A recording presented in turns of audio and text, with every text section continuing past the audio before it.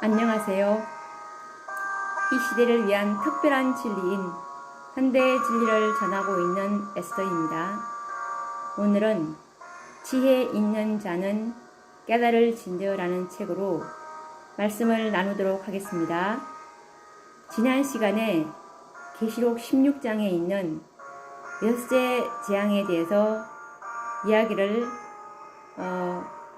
우리가 맞이하지 못하고 두 파트로 나누어서 여섯째 재앙에 대해서 연구해 보기로 했는데, 오늘 그 나머지 부분에 대해서 여섯째 재앙에 대해서 연구해 보도록 하겠습니다.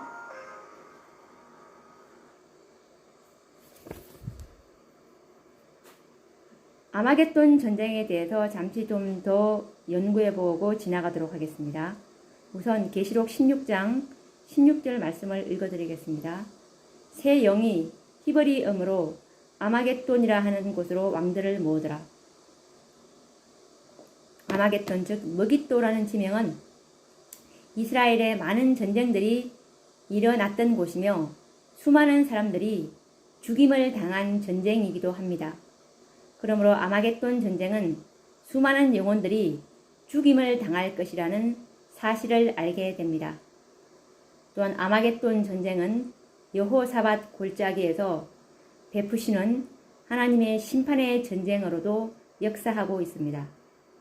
여호사밧 당시에 이스라엘을 치러 올라오는 원수들은 자기들끼리 살육 전쟁을 벌여 패망한 역사를 지닌 장소가 바로 여호사밧 골짜기라는 것입니다. 역대하 20장 17절과 23절을 참조해 보시면 됩니다.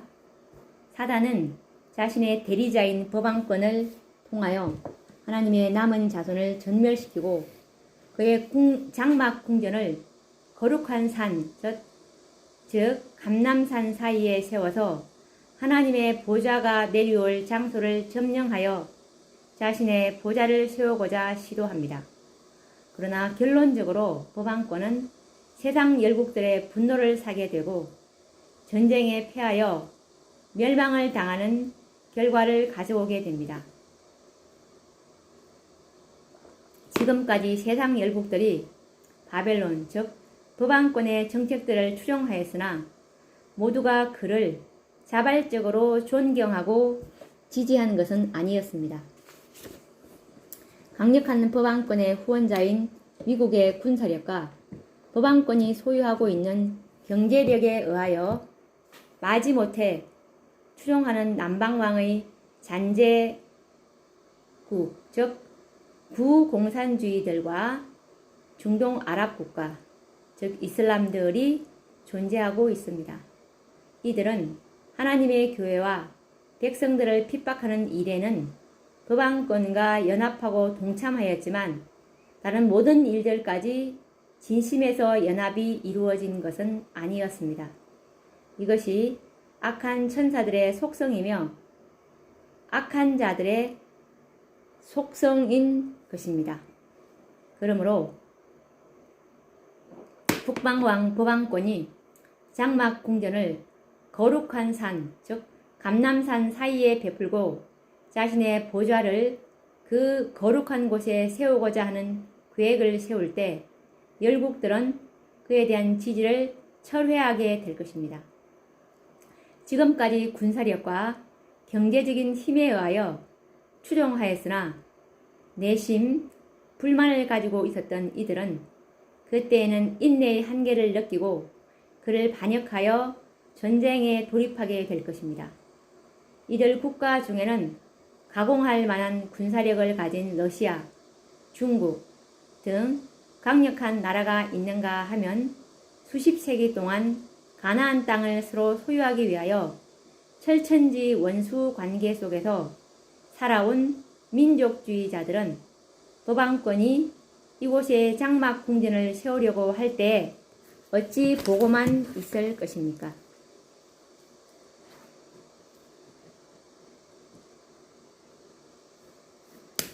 세계는 두 무리로 크게 양분될 것입니다. 한 부류는 오늘날 미국과 법왕권의 세력들, 곧 이들을 추종하는 유럽 나토 연합군과 민주주의 국가들이 한편으로 뭉쳐질 것을 생각할 수 있습니다. 또 한편으로는 이들을 반대하는 열국들, 곧 남방왕의 잔재 국가들인 러시아와 중국, 공산주의 사상을 가진 국가들과 그리고 중동 아랍 국가, 즉 이슬람들이 한편으로 뭉쳐질 것을 예상할 수 있을 것입니다. 이처럼 양분된 두 무리의 세력들로 전쟁이 시작되고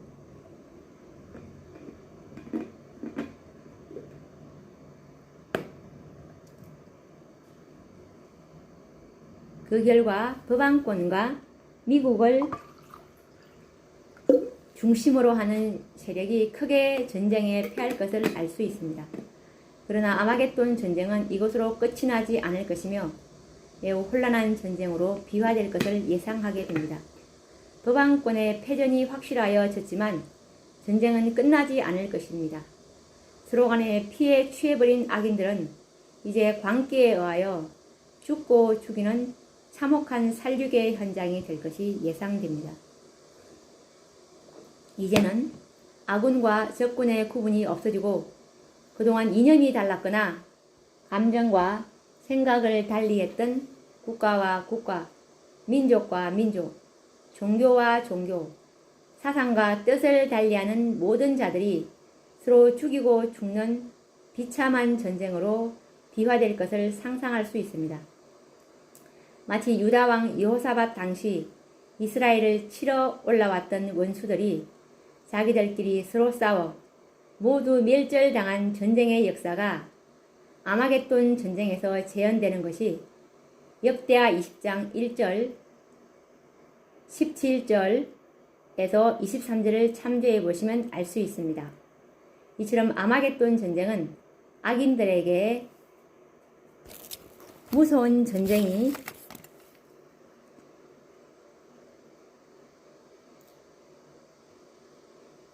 무서운 재앙이 될 것입니다. 이 전쟁은 일반 전쟁과 달리 하나님께서 악인들에게 진노하시는 재앙에 의하여 서로를 죽이는 전쟁으로 발전할 것이기 때문입니다. 법왕권은 이 지상에 존재하고 있는 극소수의 하나님의 백성들을 전멸시키고 이 지구를 자신의 영구한 나라로 만들려고 하였으나 결국 실패하고 말았습니다. 하나님의 남은 백성들을 모두 죽이려고 계획하였던 악한 자들이 그들 간에 서로 싸워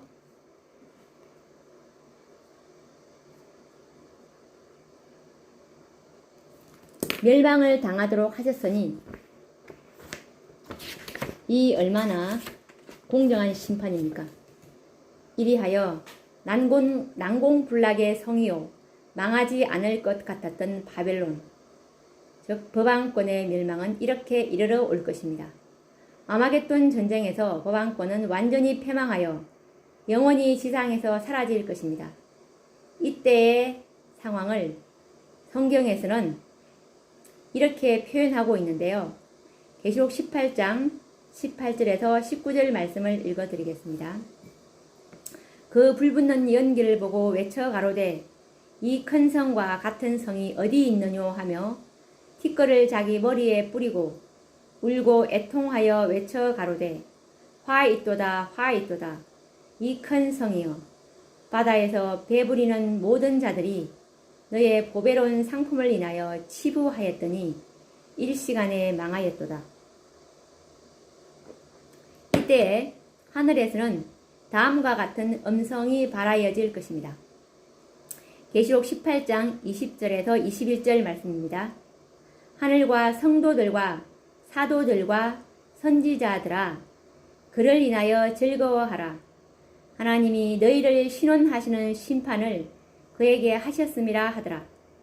이에 한 힘센 천사가 큰 맷돌 같은 돌을 들어 바다에 던져 가로되 큰 성 바벨론이 이같이 몹시 떨어져 결코 다시 보이지 아니하리로다.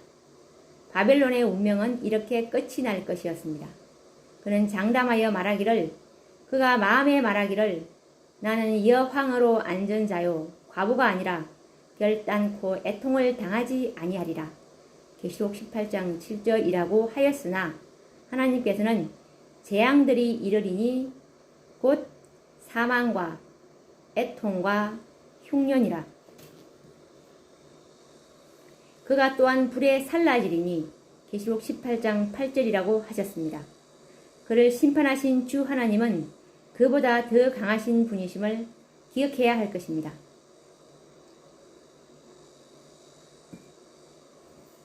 미국과 북왕권의 연합 세력에 의하여 중동 국가들, 이슬람 세력들이 약화되고 무너지는 오늘날 국제적 상황을 유브라데의 강물이 마르는 여섯째 재앙에서 성취될 사건으로 해석하는 분들이 있습니다.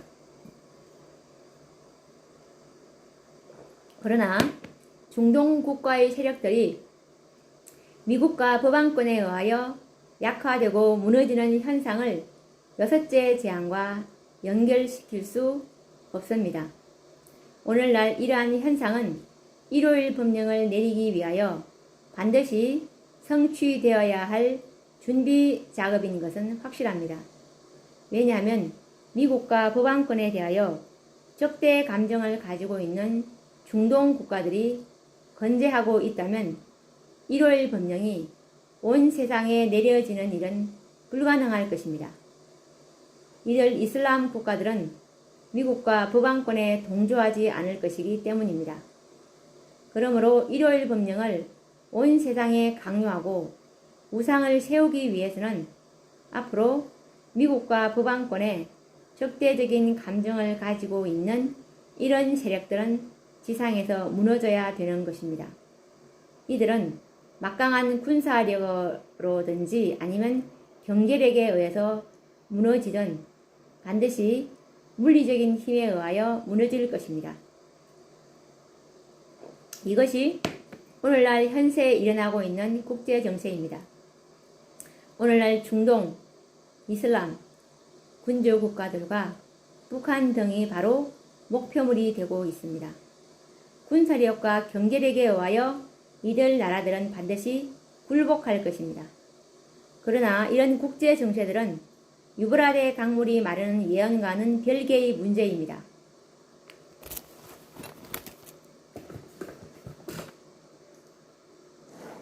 왜냐하면 시기적으로 유브라데 강물이 마르는 일은 다섯째 재앙 이후에 일어날 예언이기 때문입니다.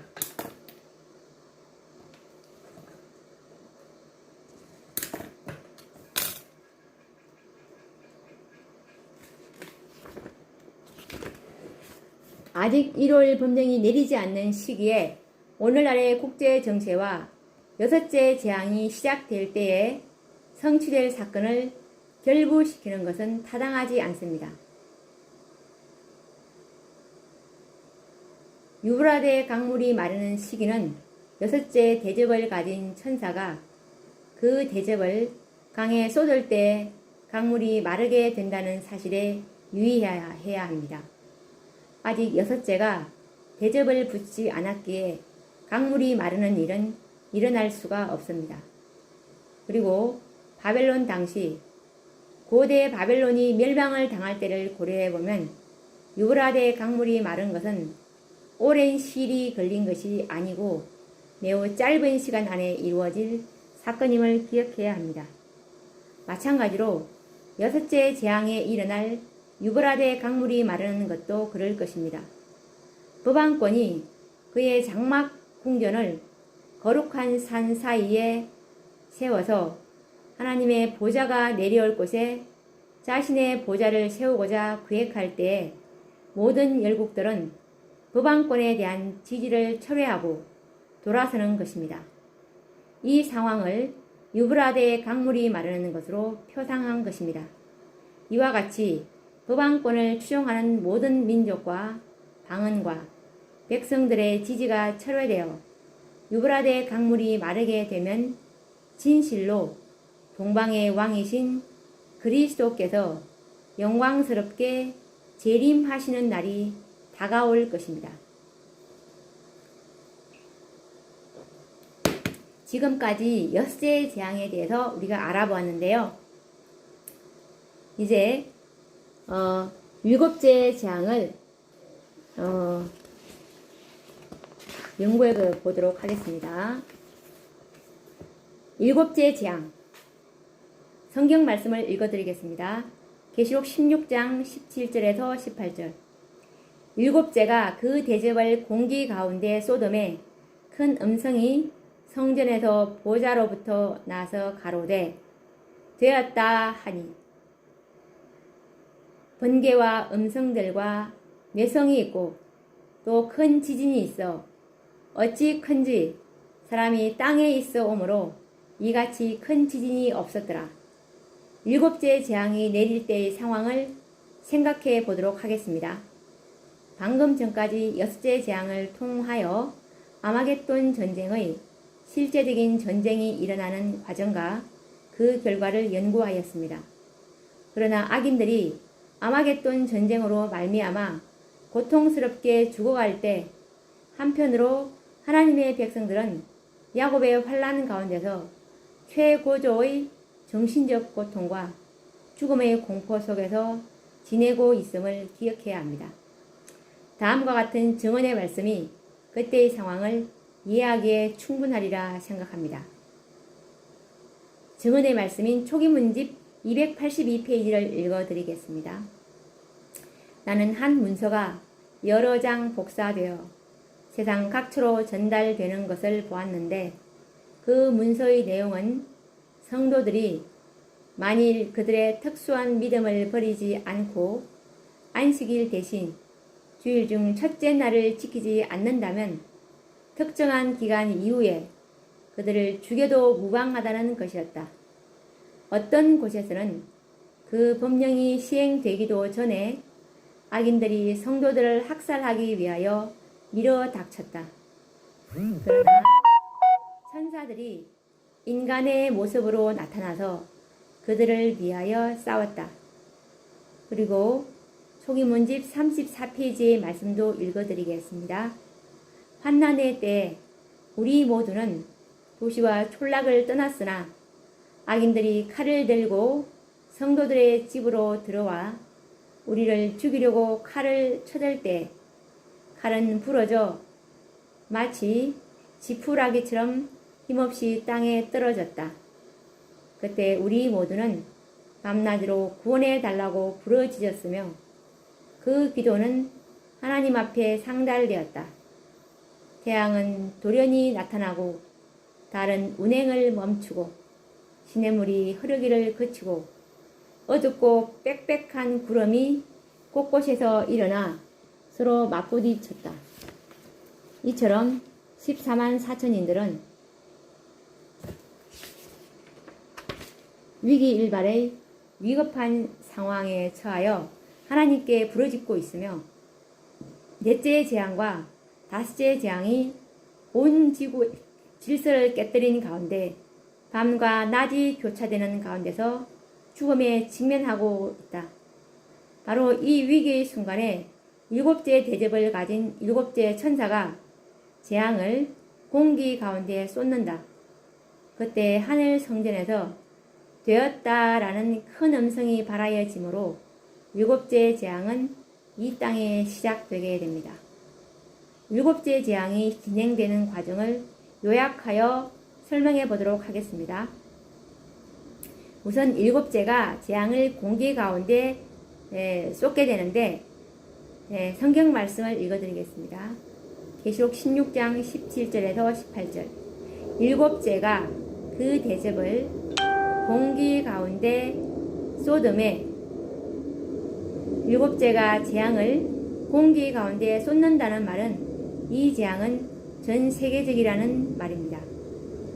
공기는 공간적인 제한을 받지 않는 것처럼 일곱째 재앙은 전 세계적인 범위가 될 것이라는 의미입니다. 그리고 두 번째로는 큰 음성이 성전의 보좌로부터 되었다라는 음성이 발하여집니다. 성경 말씀을 읽어드리겠습니다. 계시록 16장 17절에서 18절 말씀입니다. 일곱째가 그 대접을 공기 가운데 쏟음에 큰 음성이 성전에서 보좌로부터 나서 가로되 되었다 하니 번개와 음성들과 뇌성이 있고 또 큰 지진이 있어 어찌 큰지 사람이 땅에 있어 오므로 이같이 큰 지진이 없었더라. 일곱째가 그 재앙을 공기 가운데 쏟을 때 되었다라는 음성이 하늘 성전의 보좌로부터 하나님께로부터 발하여집니다. 되었다라는 음성이 발하여지는 상황을 생각해 보도록 하겠습니다. 사단은 하나님의 율법은 결코 지킬 수 없다는 기만을 확정하기 위하여 6,000년 동안 노력하여 왔습니다.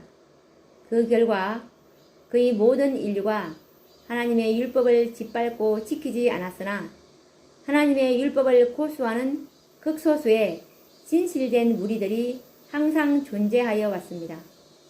그러나 사단은 이들을 참소하여 말하기를 그들은 성령의 도우심과 그리스도의 중보에 의하여 하나님의 율법을 지킬 수 있었으나 그런 도움이 철회된다면 그들이 율법을 지키는 일은 불가능하리라는 논정을 펴왔습니다. 사단이 욥을 참소한 역사를 보게 되면 이런 사실을 우리가 이해하게 되는데 욥기 1장 9절에서 11절 말씀을 읽어드리겠습니다. 사단이 여호와께 대답하여 가로되 욥이 어찌 까닭없이 하나님을 경외하리까? 주께서 그와 그 집과 그 모든 소유물을 산울로 두르심이 아니니까? 주께서 그 손으로 하는 바를 복되게 하사 그 소유물로 땅에 늘리게 하셨음이니이다.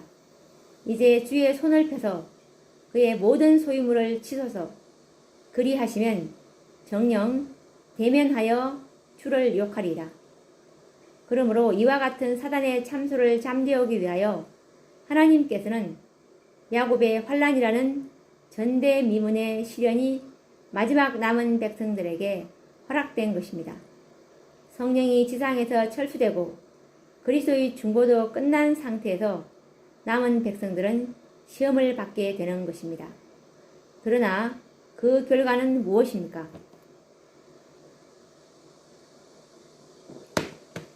그들의 입술에는 거짓이 없고 그들의 행위에는 흠이 발견되지 않을 것입니다. 당황한 사단은 최종적으로 그들의 생명을 담보로 하여 최종적인 협박을 하게 될 것입니다. 일시에 하나님의 백성들을 죽이려는 계획을 세우고 그 계획을 실행하여 모두 죽이려고 할 때에 하늘 성전으로부터 드디어 큰 음성이 발하여집니다. 아버지 하나님께서는 되었다라는 큰 음성을 발하시고 천사들로 하여금 당신의 백성들을 보호하시며 구원하도록 명하십니다. 이 말씀을 자세히 연구하시려면 각시대의 대쟁투 629에서 636페이지를 참조하시면 됩니다. 이제 인류도 하나님의 율법을 지킬 수 있다는 증거가 확정된 것입니다. 이제 마지막 남은 백성들에 의하여 사단의 무고의 죄는 확정되고 하나님의 자비와 공의로우심이 확정되었습니다. 하나님의 율법은 사랑의 율법이요 공의로운 율법이요 모든 피조물들의 행복을 위하여 제정되었음이 확정될 것입니다. 6,000년 동안 비난받고 오해받으셨던 하나님의 의로우심이 마지막 하나님의 남은 백성들에 의하여 확정되는 것입니다. 이들을 일컬어 성경은 14만 4천인들이라고 말합니다.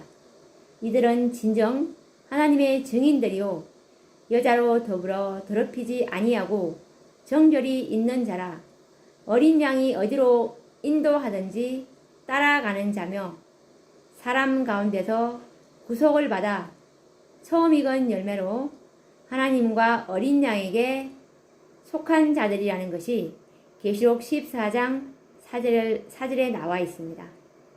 이 구속의 열매들을 보면서 누가 감히 하나님의 율법을 지킬 수 없는 율법이라고 말할 수 있겠습니까?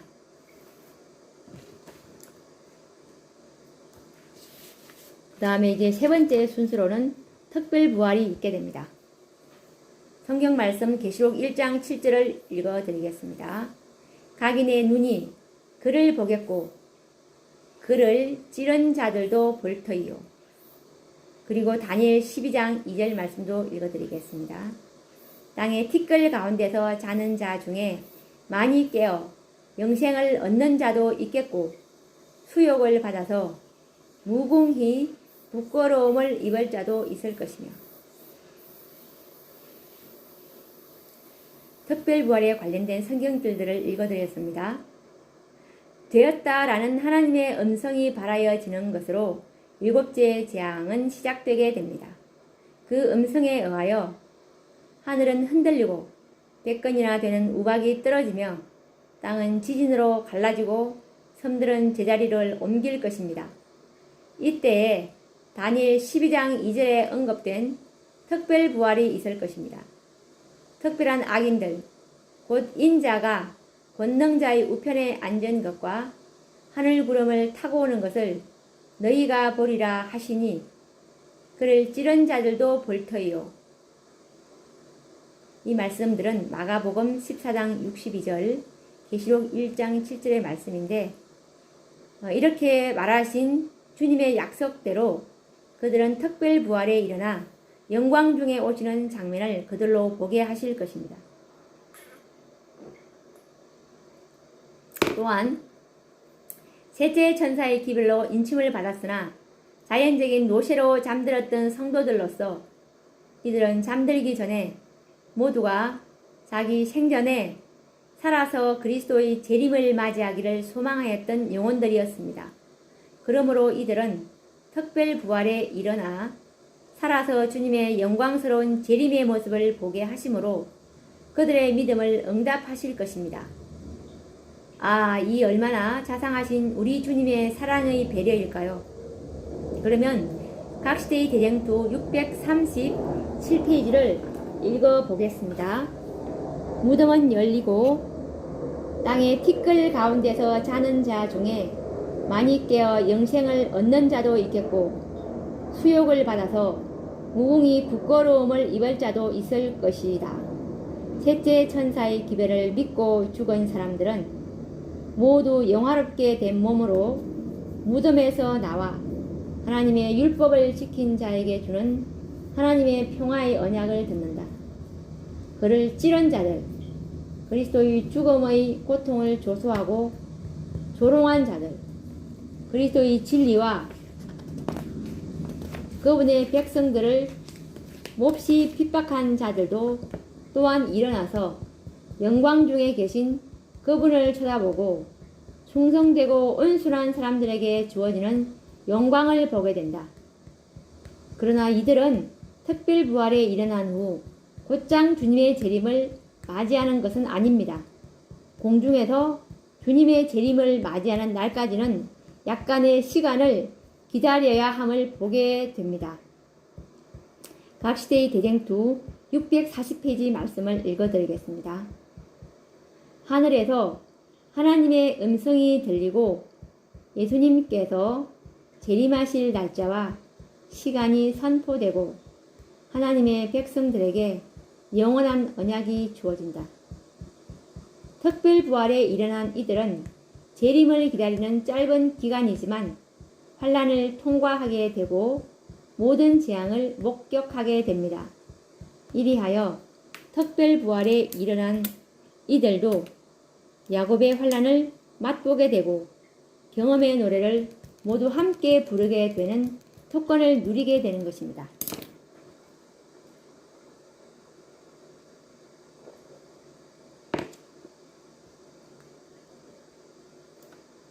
그리고 네 번째 순서로 바벨론이 세 갈래로 갈라져 진노의 포도주를 받게 되는 장면입니다.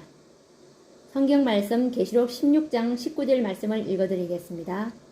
큰 성이 세 갈래로 갈라지고 만국의 성들도 무너지니 큰 성 바벨론이 하나님 앞에 기억하신 바 되어 그의 맹렬한 진노의 포도주 잔을 받으매 큰 성 바벨론이 세 갈래로 갈라진다는 말은 바벨론이 받을 재앙을 세 부류로 구분하실 것이라는 예언입니다.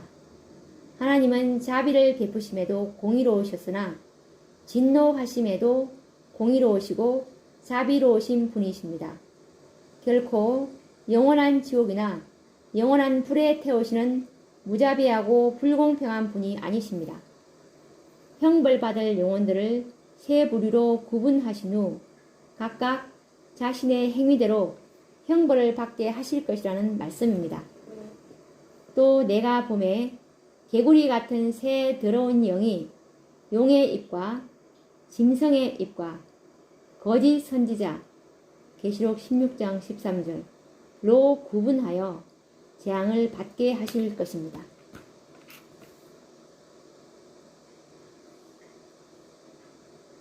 가장 혹심한 재앙은 짐승과 거짓 선지자들이 받게 될 것입니다. 성경 말씀 계시록 19장 20절 21절 말씀을 읽어드리겠습니다. 짐승이 잡히고 그 앞에서 이적을 행하던 거짓 선지자도 함께 잡혔으니 이는 짐승의 표를 받고 그의 우상에게 경배하던 자들을 이적으로 미혹하던 자라. 이 둘이 산채로 유황불 붙는 못에 던지고 그 나머지는 말 탄 자의 입으로 나오는 금의 죽음에 모든 새가 그 고기로 배불리우더라. 일반 죄인들은 말 탄 자의 입으로 나오는 금, 곧 말씀의 기운으로 죽을 것이지만 짐승과 거짓 선지자들은 오랫동안 유황불에 의하여 살아있는 상태에서 고통을 당하는 형벌을 받을 것입니다.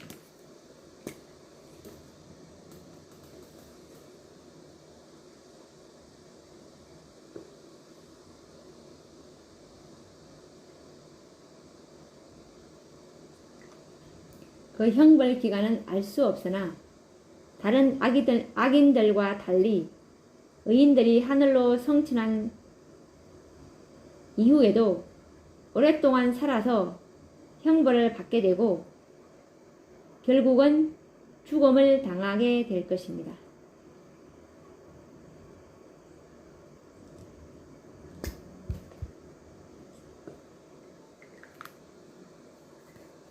소기문집 289페이지에서 290페이지 말씀을 읽어드리겠습니다. 하나님의 진노가 마지막 7재앙으로 지상의 거민들 위에 내리자 저들은 고통 때문에 혀를 깨물면서 하나님을 저주했다. 거짓 목자들은 여호와의 진노의 대표적인 표적이 되어왔다. 그들은 선 상태에서 눈과 혀가 썩어 들어갔다. 성도들이 하나님의 음성으로 구원함을 받아 성천한 후에 악인들은 자기들끼리 적대감을 가지고 싸웠다. 땅은 피로 물들여진 것 같이 보였으며 시체들이 땅 이 끝에서 저 끝까지 절비하게 널려 있었다. 짐승과 거짓 선지자가 일반 악인들보다 달리 특별한 고통을 받을 것이라는 말씀은 그들이 받은 빛의 특권과 비례하여 그들의 죄악과 악함이 일반 사람들의 죄보다 크고 엄중하다는 것을 암시하고 있습니다. 받은 바 빛에 비례하여 심판이 더욱 무섭다는 사실을 알 수 있습니다. 빛을 거절하고 진리를 대적하여 무지한 영혼들을 오류로 인도하는 행위가 얼마나 두려운 일인지 깨닫게 됩니다. 이제 이 지구는 그리스도의 재림과 의인들의 승천으로 1000년 동안 무적행의 상태가 되고 사단만이 이곳에서 죄악의 비참한 결과를 보면서 살게 될 것인데 증언의 말씀 각시대의 대쟁투 658페이지에 이런 내용이 나와 있는데 읽어드리겠습니다. 요한계시록의 기자 요한은 사단이 추방될 것과 땅이 황폐하고 혼돈한 상태로 바뀌어질 것을 예언하고 그와 같은 상태가 1000년 동안 존속될 것을 말하고 있습니다. 주님의 재림의 광경과 악인의 멸망에 관하여 말한 후 예언은 다시 계속된다. 또 내가 보매 천사가 무저갱 열쇠와 큰 쇠사슬을 그 손에 가지고 하늘로서 내려와서 용을 잡으니 곧 옛뱀이요 마귀요 사단이라 잡아 1000년 동안 결박하여 무저갱에 던져 잠그고 그 위에 임봉하여 1000년이 차도록 다시는 만국을 미혹하지 못하게 하였다가 그 후에는 반드시 잠깐 놓이리라. 계시록 20장 1절에서 3절 말씀.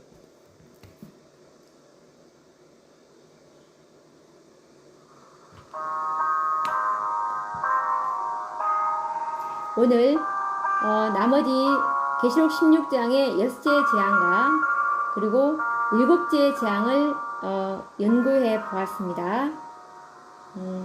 다음 시간에는 요한계시록 17장에 대해서 연구를 해보도록 하겠습니다. 감사합니다.